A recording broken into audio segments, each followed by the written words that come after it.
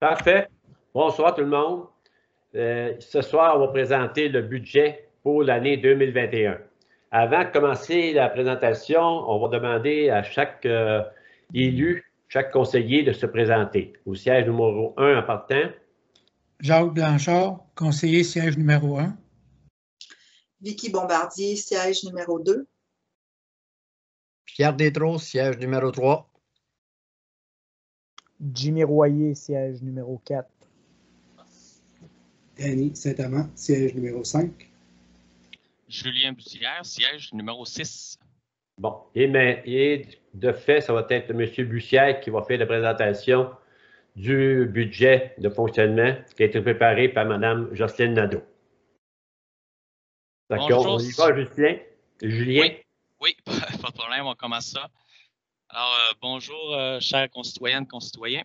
Je voudrais avant tout remercier Mme Jocelyne Nadeau, notre nouvelle trésorière, qui a fait tout le document que vous allez voir ce soir, que je vais présenter. Donc, c'est elle qui a monté le document et qui a fait le budget. Donc, je ne suis que celui qui présente, mais tout le beau travail a été fait par Mme Nadeau. Donc, commençons. Présentation du budget de fonctionnement de 2021. Donc, c'est le programme triennal d'immobilisation 2021, 22 et 23. Table des matières. Donc, premier point, où vont vos taxes?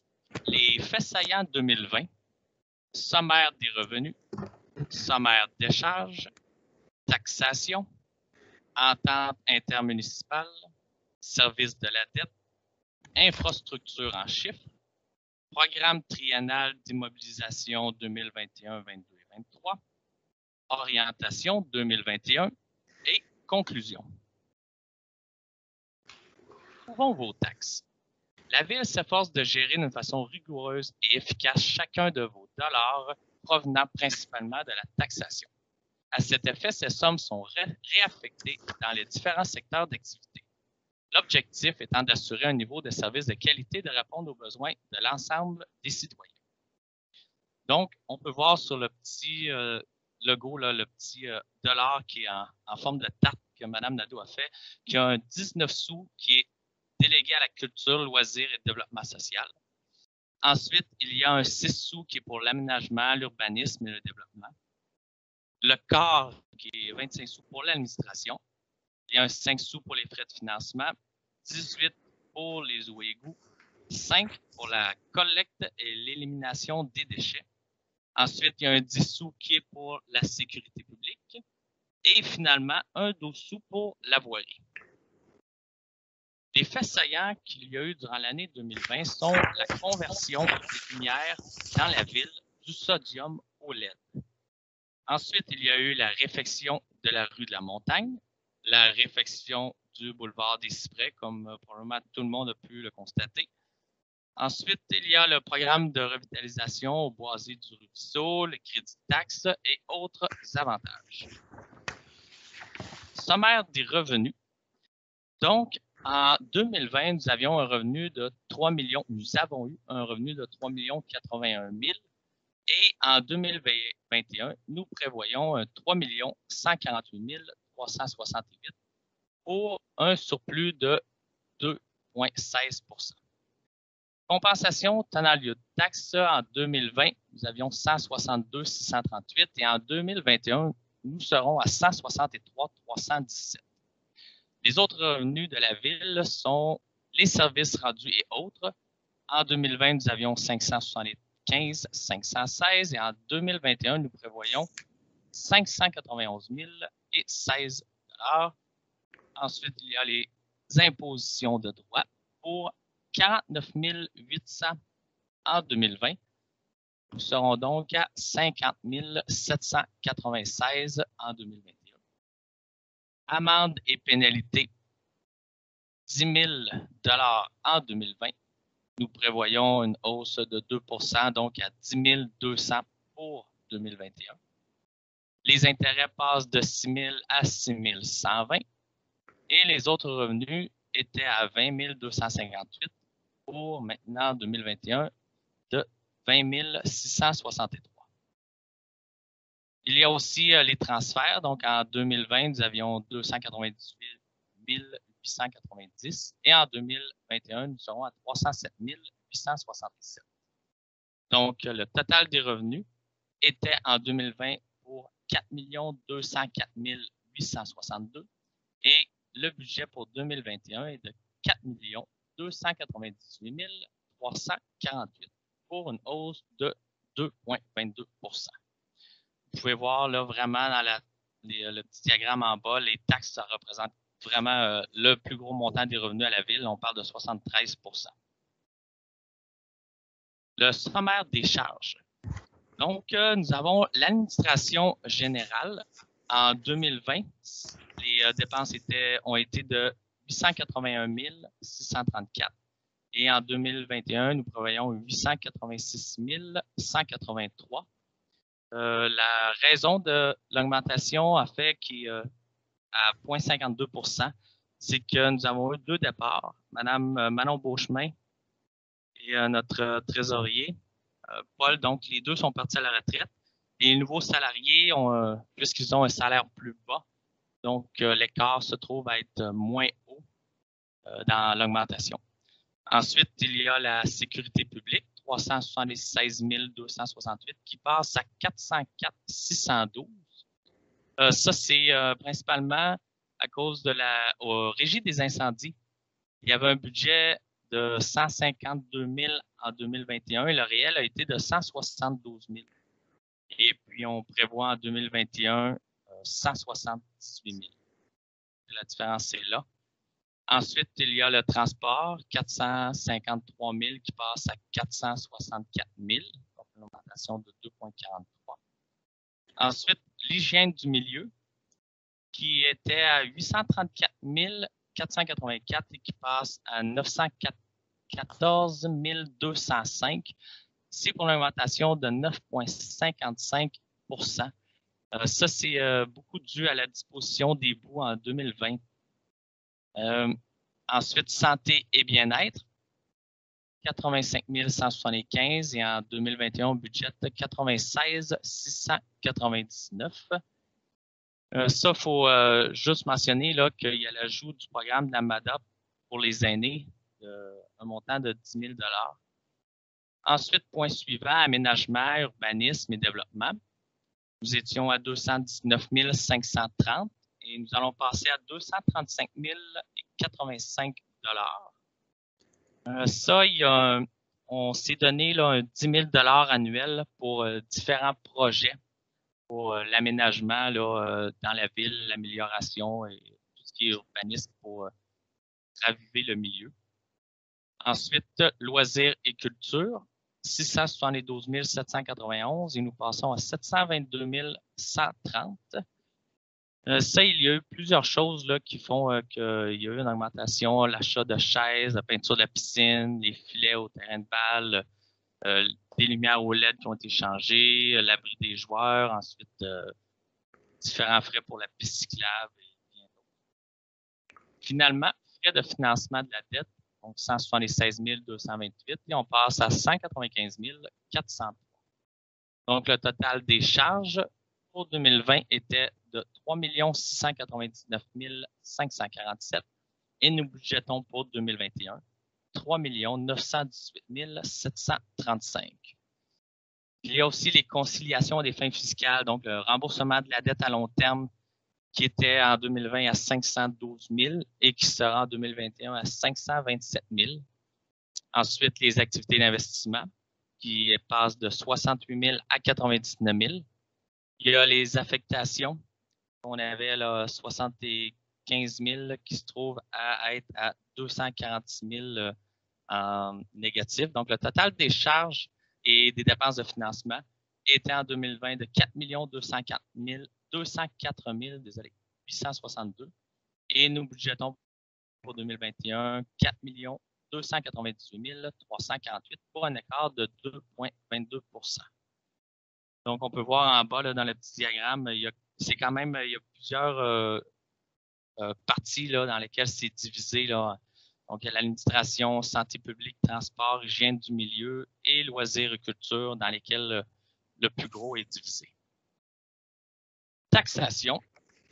Donc, Mme Nadeau a fait un petit tableau ici où on voit les taux de taxes pour chacune des 3 dernières années, plus celle de budgétée en 2021.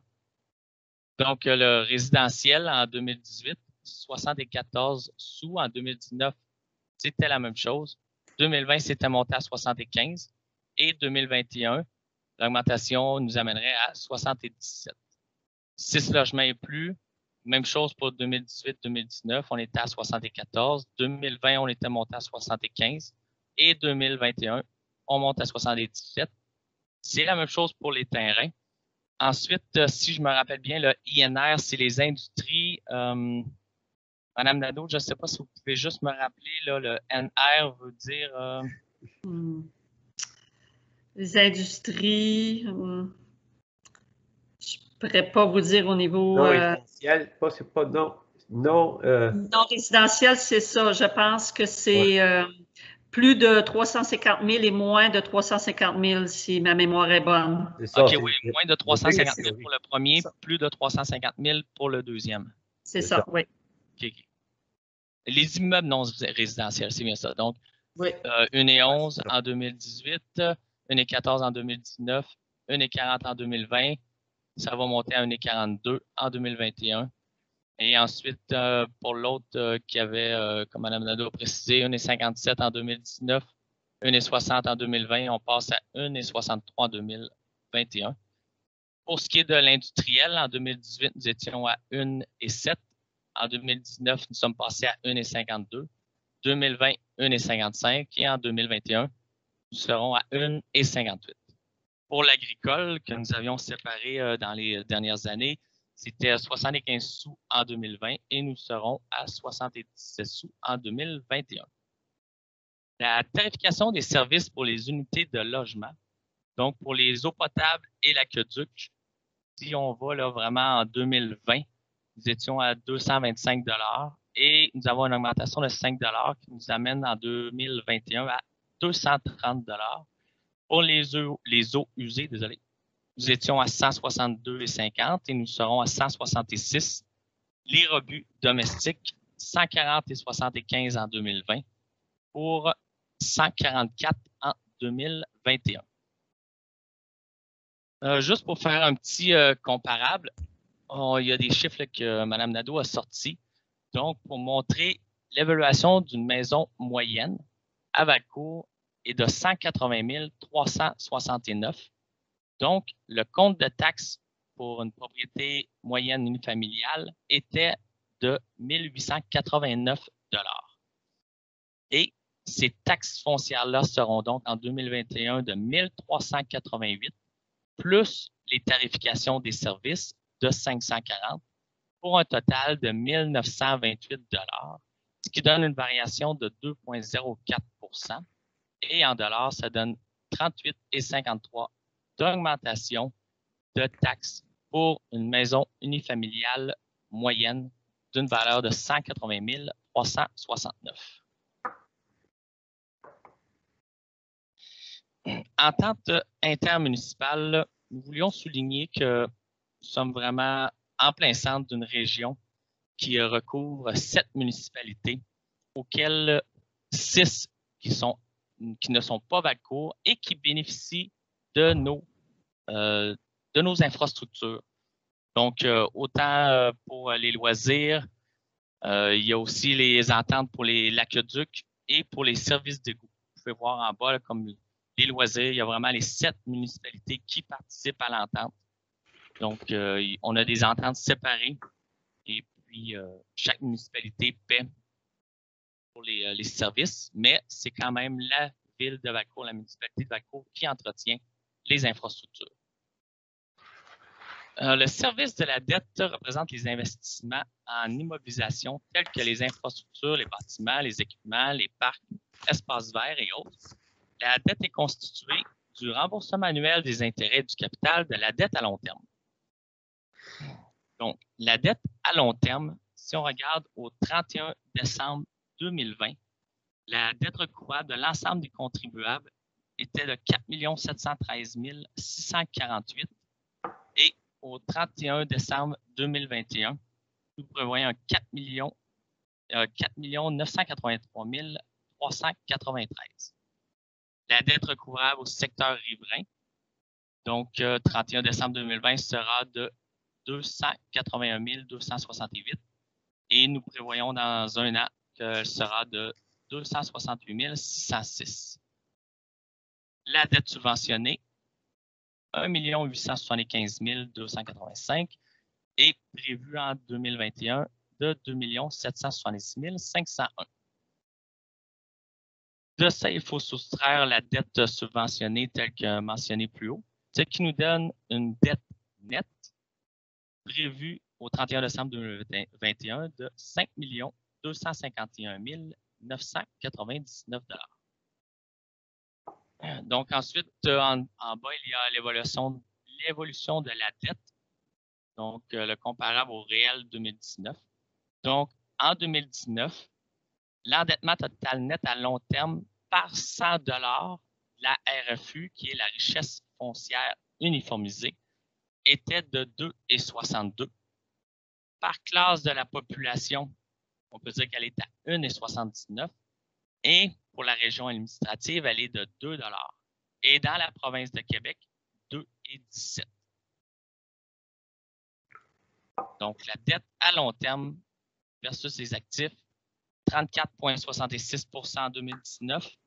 La classe de la population, 27,20 %. Selon la région administrative, 28,34 %. Et selon la province de Québec, 35,44 %.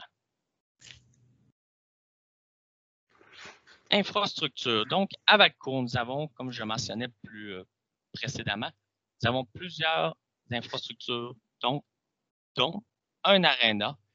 Nous avons 3 parcs, une superbe bibliothèque, un terrain de golf, 4 centres communautaires et culturels, 2 aires de jeu, 9 plateaux sportifs et récréatifs extérieurs, une piscine extérieure, 2 édifices municipaux, 21 km de réseau routier, un site de compostage, 4,2 km de réseau cyclable. Ensuite, il y a la caserne de la Régie intermunicipale des incendies de Valcourt qui est à Valcourt. Il y a l'usine de production en eau potable qui appartient à Valcourt. Il y a un 17 km de réseau d'aqueduc, 2 réservoirs d'eau potable, un écocentre et une usine de traitement des eaux usées. Programme triennal d'immobilisation pour 2021, 2022 et 2023, donc pour les 3 prochaines années à venir. En administration, ce que nous avons budgété en 2021 pour le renouvellement des équipements informatiques est de 15 000 $. En 2022 et 2023, ce sera un 5 000 $ qui est budgété. Sécurité publique, il y a des caméras de surveillance supplémentaires ajoutées pour un montant de 7 500 $ en 2021. Aucun montant n'a été mis pour les 2 années suivantes. Pour le transport, il y a les réfections du réseau routier. Un montant de 30 000 $ a été mis en 2021. La rue Champlain, tronçon la rue Montcalm, 803 000 $ en 2021, 745 000 en 2022. Ensuite, les équipements de la voirie, 44 000 $ en 2021, 200 000 en 2022. Ensuite, département de l'hygiène du milieu. Il y a eu une étude préliminaire pour les infrastructures régionales, plans et devis, travaux, mise à niveau. Donc, étude hydraulique, passe de surpression des érables pour un montant de 75 500. Ensuite, nous avons budgété 1 million de dollars en 2022 pour travaux mise à niveau, infrastructure régionale aqueduc, station du lac Beaucoeur, équipement et les conduites d'eau. Ensuite, il y a la mise à niveau du poste de surpression des érables, achat de débitmètres et aussi réservoir Bon Secours pour 311 500 $ budgétés en 2021. Et il y a aussi la réhabilitation de l'étang 3 et 4 qui seront budgétés à 517 000 pour 2021. Ensuite, il y a l'aménagement, l'urbanisme et le développement. Donc, au parc Rouillard, il y a le gazebo, la toiture du gazebo qu'il faut changer et les 2 entrées de ville pour un montant de 15 000 $. en 2021, 10 000 en 2022 et 10 000 en 2023. Ensuite, il y a la réfection du boulevard des Cyprès, donc finalisé. Je crois que ça inclut les lampadaires et autres, donc pour un montant de 232 826 à finaliser en 2021. Loisirs et culture. Donc, il y a le système de chauffage au centre communautaire pour lequel on a budgété 25 000 en 2021. Et piste cyclable phase 3 pour un montant de 22 500 en 2021. Travaux à la libellule et Ciboulot, 11 750 en 2021 et un montant de 22 440 en 2022. Le total des montants là, pour le programme triennal est de 2 110 575 en 2021, 1 982 440 en 2022 et pour l'instant, il y a un 15 000 qui a été attribué en 2022. Donc, on peut voir que les deux plus grandes tranches, c'est vraiment l'hygiène du milieu et le transport dans lesquels les montants seront investis dans les 3 prochaines années. Donc, les sources de financement pour le programme triennal. Et 2021, nous allons prendre 99 249 dans le budget d'opération. En 2022, ce sera 36 200 et en 2023, un 15 000 10 000 seront pris en 2021 dans le surplus et 11 200 en 2022. Nous avons des subventions du gouvernement du Québec en 2021 pour 1 624 351 et en 2022, 1 46 250. Nous utiliserons le fonds de roulement en 2022 pour un montant de 40 000. Ensuite, l'emprunt à la charge de la Ville en 2021 sera de 370 975 et en 2022, 687 750. Il y a aussi la contribution des autres municipalités qu'il ne faut pas négliger pour 2021 à 6 000 et en 2022, 151 000. Donc, le total des sources de financement pour 2021 sera de 2 110 575, qui vient en grande majorité des subventions du gouvernement, qui est le 3/4 en fait des subventions pour payer tous nos investissements. En 2021, ce que nous voulons faire, c'est l'état du réseau régional et des équipements. Donc, la planification et besoin d'investissement.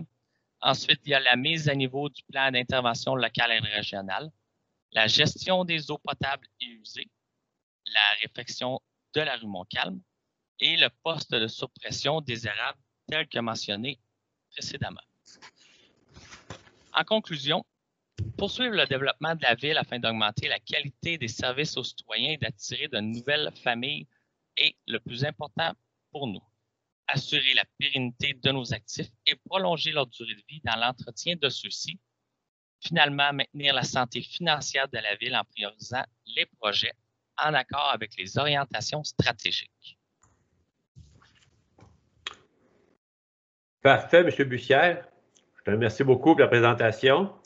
Fait que naturellement, c'était écrit questions et commentaires, mais que vu qu'on est en visio, on va vous inviter à présenter vos questions à la greffière, Mme Lydia Lacaire, et qui va s'occuper de vous répondre. Je voudrais aussi féliciter Mme Nadeau pour son premier budget, et j'espère non pas le dernier. Ça va être le début d'une longue carrière à la ville de Valcourt.